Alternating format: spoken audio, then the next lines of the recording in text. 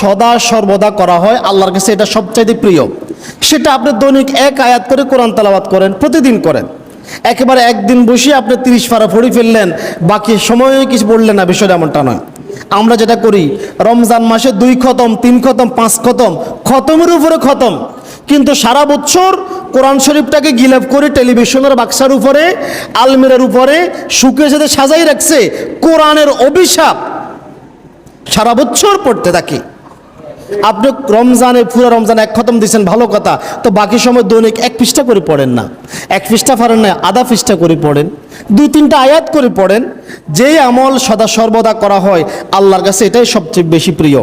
আয়েশা রাদিয়াল্লাহু তাআলা আনহা বলেন, একবার আল্লাহর নবীকে জিজ্ঞাসা করা হলো, ইয়া রাসূলুল্লাহ, আল্লাহর নিকট সবচাইতে সর্বাধিক প্রিয় আমল কোনটি?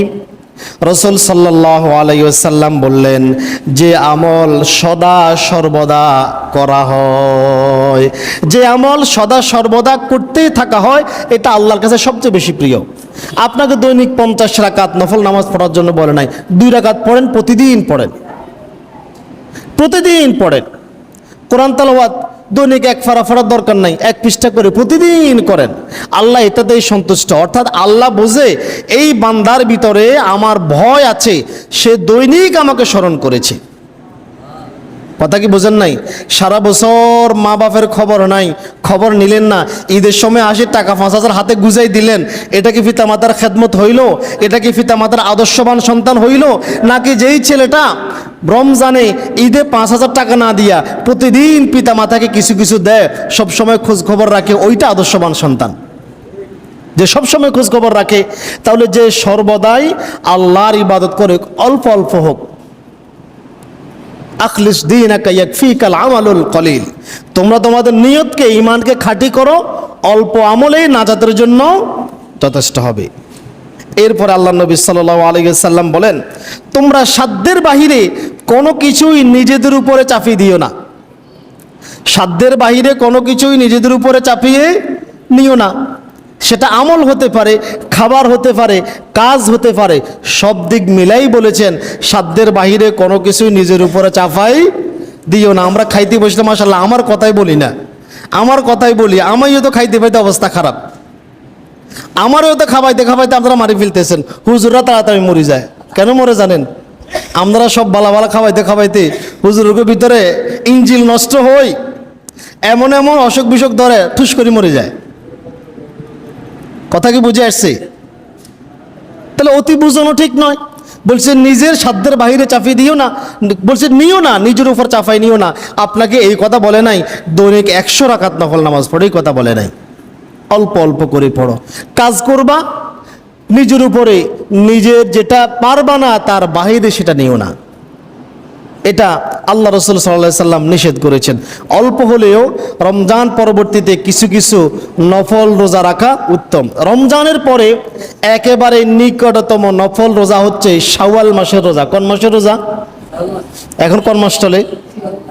কথা বলেন, এখন কোন মাস চলে? শাওয়াল মাস চলে। এই 6টি রোজার ফজিলত অনেক বেশি। শাওয়াল মাসের 6টি রোজা আছে।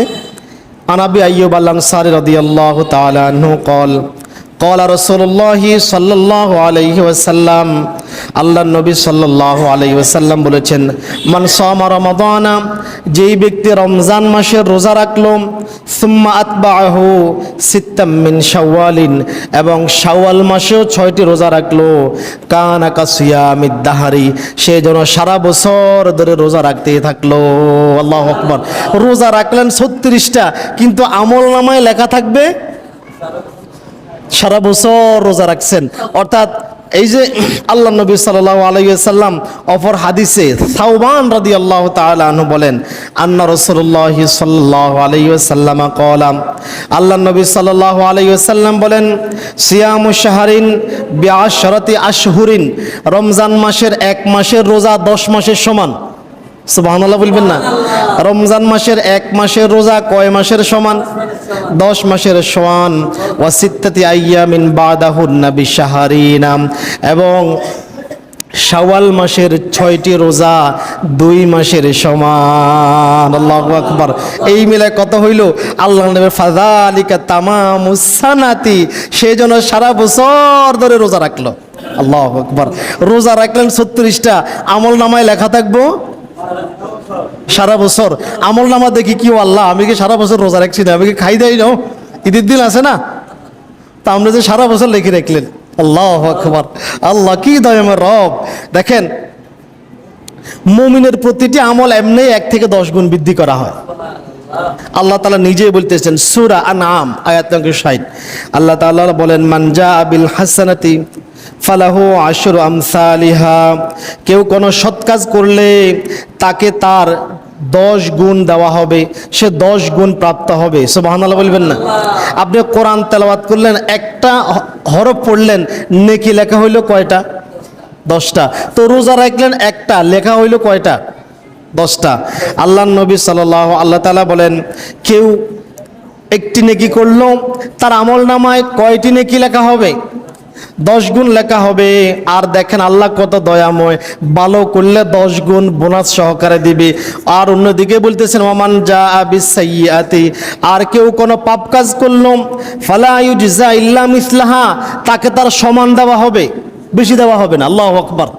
দেখছেন, এমনটা তো হইতে পারতো পুরস্কার যেন বেশি, শাস্তিও বেশি, এমনটা দিছে নাকি?